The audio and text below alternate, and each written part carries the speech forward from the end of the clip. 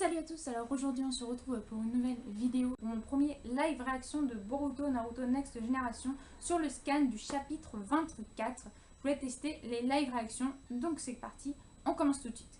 Alors j'ai un petit problème avec mon PC qui ne veut pas afficher la page du scan, du coup je vais utiliser mon téléphone pour regarder le scan et donc bien évidemment je pense que vous le verrez dans la vidéo. Donc voilà, c'est un petit problème technique. Et donc on commence l'épisode avec un beau cover de Kawaki, vu que l'épisode, le chapitre s'intitule Kawaki. Un garçon retrouvé seul, c'est la petite phrase d'intro. Et donc on retrouve des membres de l'organisation qui sont dans un bar. Boruto fait la rencontre d'un mystérieux garçon. Dans le même temps, le personnage important de Kara, vêtu d'un voile, entre en action. D'accord, donc ils sont à table, ils sont en train de manger. Donc on voit cette fille mystérieuse qu'on avait déjà vue donc, quand on voyait l'organisation parler ensemble. Et cet individu qui, à mon souvenir, avait une cape et qu'on n'avait jamais vu sans sa cape. Et qui avait un petit triangle ici, du même point que Boruto a un triangle sur sa main. Enfin, c'est à ça que ça m'a fait penser. Et là justement, il y a une petite image, une vignette du scan où il y a justement ce symbole qui est mis en avant. C'est bon, Jigen, j'ignore comment tu fais pour manger. Qu'est-ce qu'il y a, Delta? Tu fais attention à ta ligne, tu n'as pas besoin de t'inquiéter, tu es toujours magnifique. Arrête, ce n'est pas drôle, depuis l'incident, plus rien n'a de saveur. La disparition de notre précieux réceptacle me préoccupe tellement. Koji, je me demande ce qu'il fabrique. Kashin Kojin est un excellent élément, il est expérimenté et intelligent et surtout il accomplit toujours ses missions, jamais il n'abandonne en cours de route. Toutefois, il peut aussi n'en faire qu'à sa tête, il se passe peut-être quelque chose qui stimule fortement sa curiosité. Et là on voit la table qui vire en éclats, en fait elle est complètement renversée par le pied justement de Delta. J'ai du mal à imaginer une situation qui fasse passer la récupération du réceptacle au second plan. De quoi veux-tu parler? Calme-toi, je n'ai pas terminé mon repas. Et justement, ce personnage, dont on a dit le nom mais que je ne me souviens plus, excusez-moi, qui remet les éléments, en fait, comme s'il pouvait manipuler les éléments à sa guise et les remettre sans les toucher, juste... Bon, je vais faire une petite référence à Star Wars avec un genre de force dont son pouvoir, son ninjutsu ou je ne sais quoi, lui permet de remettre les éléments sans les toucher. Intéressant. Je trouve ça vraiment intéressant. Ça met de la classe au personnage, je trouve. Le réceptacle nous reviendra forcément car il est strictement impossible de m'échapper. Le réceptacle. Ah oui, le réceptacle, ok. Excusez-moi. Ne fais pas une tête si effrayante, tu peux te rendre directement sur place et voir ce qui se passe, si ça peut t'apaiser. Vraiment je peux, dans ce cas je ne vais pas me gêner. Toutefois, j'ai confié cette mission à Kojin, alors tu devras suivre ses instructions. Néanmoins, s'il y a un problème, informe-moi. Entendu, merci Jigen. Profite bien de la fin de ton repas. D'accord. Et donc là, on retrouve Boruto avec sa team et puis Katasuke qui sont agglutinés sur Kawaki qui, lui, semblerait être tombé dans les pommes ou en tout cas, il est inconscient sur le sol. Il a sûrement déployé beaucoup d'énergie, il s'est évanoui, il n'a pas de blessures graves, juste des égratignures, pas de fractures non plus. Ce qui me préoccupe, c'est surtout ça. C'est le même que Boruto. Qui est donc ce garçon? Les marionnettes sont venues jusqu'ici pour le poursuivre, j'ai du mal à imaginer qu'il les ait toutes vaincues seul. Et Boruto qui regarde sa main et qui semble souffrir justement de ce pouvoir dans sa main. Boruto, ça lui fait mal aussi, comme à moi. Et là on voit Kawaki qui semble réfléchir à quelque chose. Et on voit, il semblerait-il que ce soit son passé. Donc Kawaki qui est tout simplement étendu sur le sol. On voit bien qu'il semble être plus jeune que là où on en est dans l'histoire. Et donc on voit un monsieur avec la cape, donc la cape de Kara, et un autre parler. Si vous cédez fils, il ne reviendra jamais. Est-ce bien clair pour vous? D'accord. Le gosse est vide, il n'a aucun intérêt, il est juste bon à être mon punching ball.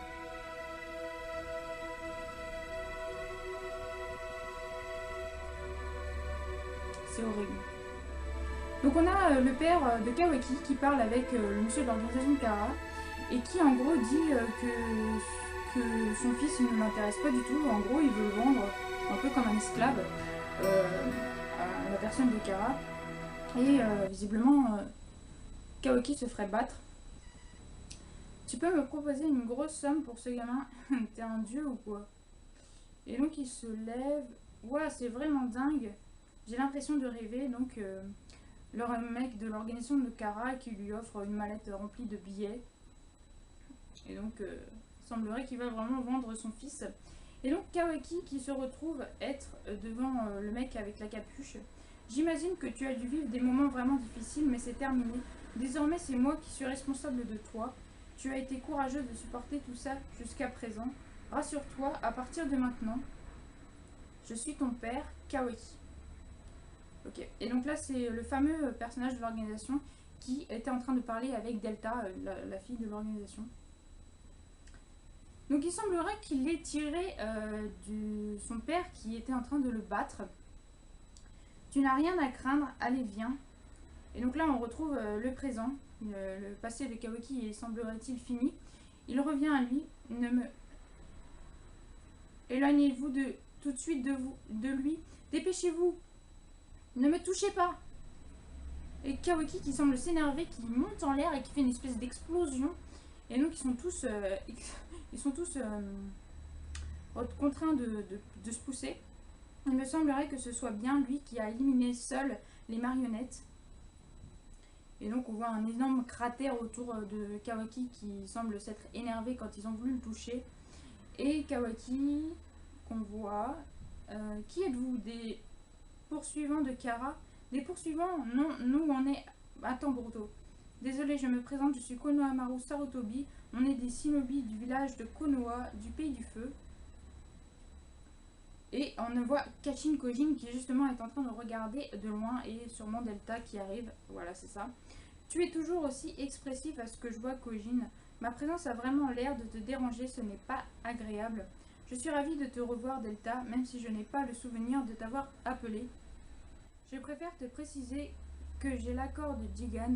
Je suis juste venue voir parce que tu traînes trop. C'est regrettable que tu me fasses si peu confiance. Un externe t'a accompagné. Oui, par principe, je fais venir Garo. Mais on est là en tant que spectateur. Eh bien, on n'a pas fini. Que me veulent des shinobi de Konoha? On n'a pas l'intention de te faire du mal. On enquête sur les aéronefs qui s'est écrasé sur notre territoire. Et on est arrivé jusqu'à toi. On veut juste savoir ce qui se passe. Peux-tu nous expliquer la situation? Pourquoi je devrais vous faire confiance? Laissez-moi tranquille. Navré, mais ça ne va pas être possible. On doit suivre le règlement et te protéger. Si tu opposes, on devra recouvrir à la force. Ça va, j'ai compris. Je crois que vous avez envie de mourir. Et Boruto qui intervient et qui fait non, attends. Tu sais ce que c'est, n'est-ce pas? Tu en as un à ta main gauche. Et donc, bien évidemment, il montre son symbole. Et Kawaki qui semble vraiment très étonné. Qu'est-ce que ça signifie?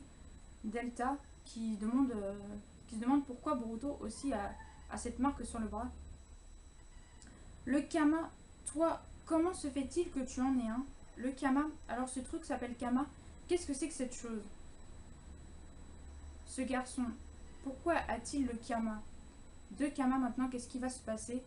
Vous vous êtes fichu de moi? Vous êtes bien des poursuivants? C'est faux, je t'en prie. Calme-toi et écoute-nous. De toute façon, peu importe qui vous êtes, si vous voulez venir, venez. Je suis prêt à contre-attaquer. Et il semble qu'il y ait une explosion. Une explosion qui est due à un autre personnage. Qui semble avoir une main en outil ninja. Mais après, c'est juste une idée. Quoi? Désolé, vous dérangez en pleine conversation. Je suis venu récupérer le précieux réceptacle. Oh, le réceptacle, ce serait Kawaki.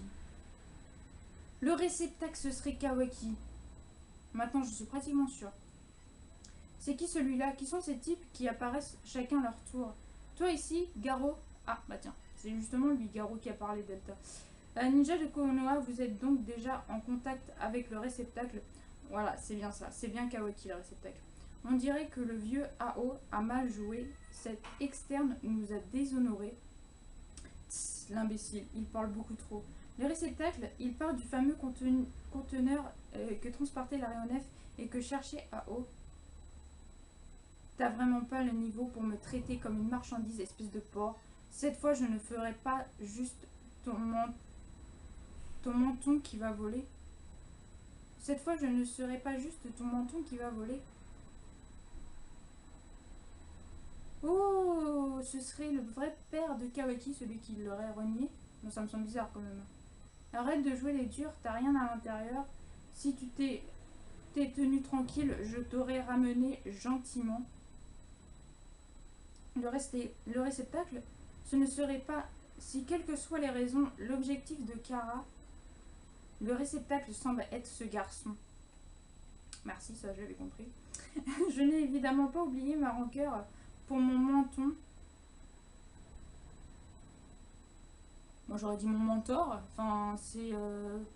Si vraiment c'est son père, mais bon, il a un visage vraiment bizarre comparé à quand on le voit parler quand Kawaki était petit. Moi j'aurais mis mentor, mais il y a vraiment marqué menton. Vous allez me prendre pour une bébête, mais c'est vraiment ça. Mais ne t'en fais pas, je ne te tuerai pas. Seulement, tu auras mal à en crever. Donc il semble vouloir s'attaquer à Kawaki, et alors que c'est censé être un membre de l'organisation, mais bref. Il est rapide, et donc là on voit Kawaki qui sort une espèce de lame, je vais vous montrer. Voilà. Il sort une espèce de lame de son bras en fait, ça sort de son bras, ça jaillit comme une lame. Et qu'il attaque Garo, justement. C'est comme je l'avais imaginé, tu es très affaibli, ça va bien me faciliter le travail. Ne me fais pas rire, disons que cet handicap rendra notre combat plus équitable, ça tombe bien. Kawaki, le garçon qui peut tout changer, a fait son apparition devant Boruto. Son destin commence à bouger maintenant. Le combat violent de Kawaki et quelle est sa force? Le prochain chapitre sera mis en ligne le 9 juillet. Oh, ça m'arrange, hein, la date de la mise en ligne, puisque le 9 juillet, ce sera le lendemain de Japan Expo, du dernier jour de Japan Expo, donc c'est vraiment bien. Comme ça, je pourrais vous faire la vidéo. Enfin bref, donc voilà. Qu'est-ce qu'il y a à dire de ce chapitre? Eh bien, on apprend énormément de choses dans ce chapitre. Tout d'abord, on apprend l'enfance de Kawaki. Kawaki qui semble être un enfant battu, un enfant maltraité par son père. Très intéressant. Très franchement, le personnage de Kawaki, je ne pensais pas que je l'aurais apprécié. Je ne pensais pas que je dirais un jour que je l'apprécierais. Parce que rien que au niveau de son design, du design du personnage, avec les côtés blonds et qui sont assez courts, et les cheveux par-dessus, cheveux noirs par-dessus, je trouvais son style un petit peu trop racaille. Voilà, personnage que je n'affectionne pas. Et là, de voir son enfance, de voir que c'est censé être un enfant maltraité, qui se serait fait élevé plus ou moins par l'organisation Kara qui aurait grandi avec lui, qui donc, Kawaki serait le vaisseau qui cherchait depuis tout ce temps, qui disait qu'il était parti. Pourquoi Kawaki serait parti? Peut-être de son propre chef, il aurait peut-être voulu quitter l'organisation pour affronter la vie tout seul. Quand Boruto et tous les autres se sont voulu toucher, il n'a pas voulu se laisser faire et il s'est quand même mis contre eux, mais il ne les a pas attaqués. Il s'est tout de suite attaqué à Garo, celui qui est intervenu et qui visiblement ferait partie de l'organisation. Alors, à moins que ce soit moi qui ai mal compris, mais je pense que lui, donc Garo, ferait partie de l'organisation et serait le vrai père, le véritable père de Kawaki, donc qu'il avait abandonné en échange d'une grande somme de l'autre qui fait partie de l'organisation Kara. Voilà, moi j'ai compris ça. Après, peut-être que Garo c'est pas du tout ça, peut-être que c'est un autre personnage, simplement quelqu'un de l'organisation qui essaye de ramener Kawaki, qui aurait voulu partir tout seul. Enfin bref, il y a beaucoup de questions qui se posent, même plus que d'habitude. Je pensais que dans ce chapitre on allait apprendre quelques trucs. Bon, bien évidemment on a appris un petit truc avec l'enfance de Kawaki, mais on n'en sait pas plus, on a beaucoup plus d'interrogations qu'avant le chapitre d'ailleurs. Non, moi je trouve vraiment le chapitre très très intéressant, un très très bon chapitre, franchement, depuis le scan d'avant, le scan chose 23 que j'ai trouvé juste excellent. D'ailleurs, je vous invite à voir ma review, c'est l'une des meilleures reviews que j'ai pu faire et dont je me suis le plus éclatée à faire et à tourner, donc celle du chapitre précédent. Là j'ai un petit quick avec mon PC, du coup je pense que la vidéo sera moins intéressante parce que j'ai le nez contre mon téléphone pour pouvoir lire. Quand j'ai mon ordinateur c'est plus gros, donc je peux vous parler en même temps à la caméra. Je suis vraiment désolée, mon PC déconne en ce moment. J'espère juste qu'il va pas me lâcher, sinon je pourrais plus vous envoyer de vidéos. Voilà, parce que j'aurais pas assez d'argent pour m'en racheter un. En tout cas voilà. Ma review, je pense que je vais m'arrêter là. Je pense que j'ai tout dit. En tout cas, ah oui, sinon j'avais une dernière chose à dire. Delta, cette fille, semble avoir des pupilles. Enfin, je dis ça parce que dans Naruto, ils nous ont chié tout au long de l'histoire des pupilles différentes. Ils nous ont d'abord avec le Sharingan qui évoluait, patati patata. Ensuite, on a eu donc bien évidemment la série des Byakugan, avec là Boruto qui semble avoir une autre sorte de Byakugan. On a eu Toneri qui a une autre pupille qui descend du Byakugan. Et cette fille-là, justement, Delta, elle a un œil qui me fait penser au Rinnegan. Enfin, dans le style, elle me fait penser au Rinnegan. Mais c'est pas du tout le Rinnegan, c'est un autre. Mais dans le style, ça me fait penser. Donc peut-être qu'elle, elle a des pouvoirs avec ses yeux. Pourquoi pas un Genjutsu à la Sharingan, mais qui fait autre chose.